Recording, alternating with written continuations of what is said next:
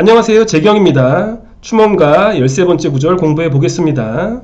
먼저 읽어볼게요. 일극세군 하는 자는 이심벌군 유하하고 세상일간 하는 자는 유하로되 경하도다. 자, 일극세군. 일은 일간을 의미하고요.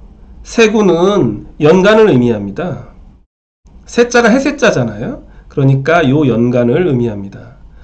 그러니까 일간이 요 연간을 극하는 경우에는 그게 어떤 상황이냐? 이심벌군.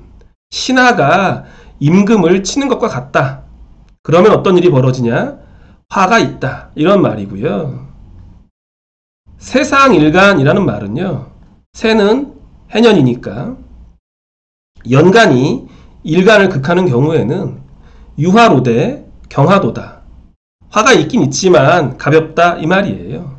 내용 자체는 어렵지 않지만 여기서 추명가에서 늘 강조하는 근묘화실의 구조론이 나옵니다.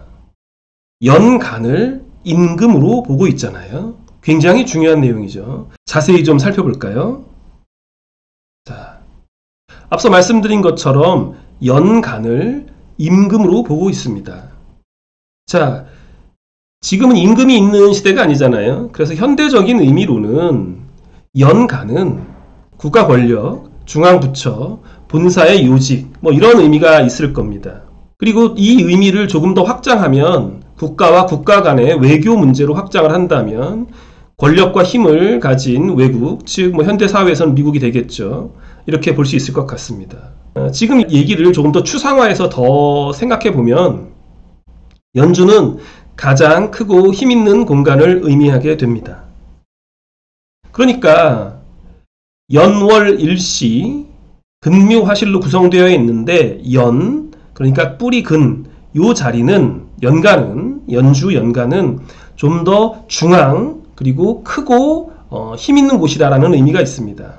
따라서 만약에 관이 있다면 뭐 어디 있을 때 더 큰 관일까요? 당연히 연간에 있을 때 더 클 겁니다. 월에 있다면? 월에 있다면 연간에 있는 것보단 적을 거고요. 일보다는 혹은 시보다는 더 클 겁니다. 그런데 시에 만약에 관이 있다면 그건 어떻게 될까요? 자, 앞서 살펴본 내용을 더 고민해 보면요. 연간에 있다면 그 관은 더 클 거고요. 월간에 있다면 조금 연간보단 적지만 시에 있는 관보단 더 클 겁니다. 혹은 일지에 있는 관보다는 더 클 거예요. 그런데 이 시에 관이 있다는 말은 단지 크기의 문제가 아니라 시는 나의 개인적인 공간이잖아요. 혹은 일지, 시지도 나의 개인적인 공간이니까 이 자리에 관이 있다면 이것은 단지 작다의 의미가 아니라 나의 관이다 라는 의미도 있습니다. 즉 내가 나의 간판을 달았다, 창업하였다 이렇게 볼 수도 있겠죠. 따라서 연월에 관이 있을 때는 직장인이고 일시에 관이 있을 때는 자기 사업한다 혹은 하고 싶어한다 라고 해석할 수도 있겠죠. 자, 그런 식으로 의미를 확장시켜 나간다면 통변의 폭이 커질 거라고 봅니다. 그런데 그것이 꼭 관만 해당할까요? 재도 마찬가지 아닐까요? 재는 어디에 있을 때 더 클까요? 그것도 연월일시 순으로 생각하시면 될 것 같아요. 이번에는 용어를 좀 정리해 보려고 해요.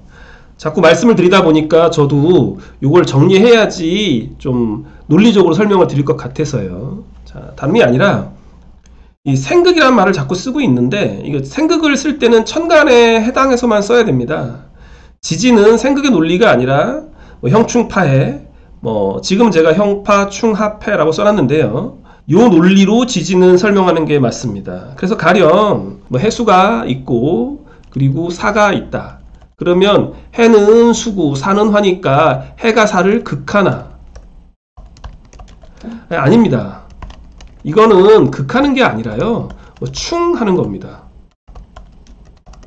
생극의 논리는 지지에서 적용하는 것이 아니고요. 지지에서는 충, 합, 해, 형파 이런 말을 씁니다. 그러니까 이 용어를 쓰실 때 조금 구분해서 쓰시면 좋겠다 싶어서 말씀드렸습니다. 그리고 이제 형, 충, 파해, 합 이런 논리는 나중에 제가 시간을 따로 내서 설명을 드리도록 하겠습니다. 다시 한번 읽고 정리해 보겠습니다. 추명가 13번째 구절. 일극 세군 하는 자는 이심벌군 유하하고 세상 일간 하는 자는 유하로되 경하도다. 일간이 연간을 극하는 경우에는 하극상이고 그래서 화가 있다. 만약에 연간이 일간을 극한다면 설사 화가 있더라도 가볍다 이런 뜻입니다. 사실은 이 구절의 의미 이외에도 너무나 공부할 게 많기 때문에 조금 자세히 살펴봤습니다. 다음에 또 더 좋은 내용으로 만나 뵙겠습니다. 감사합니다.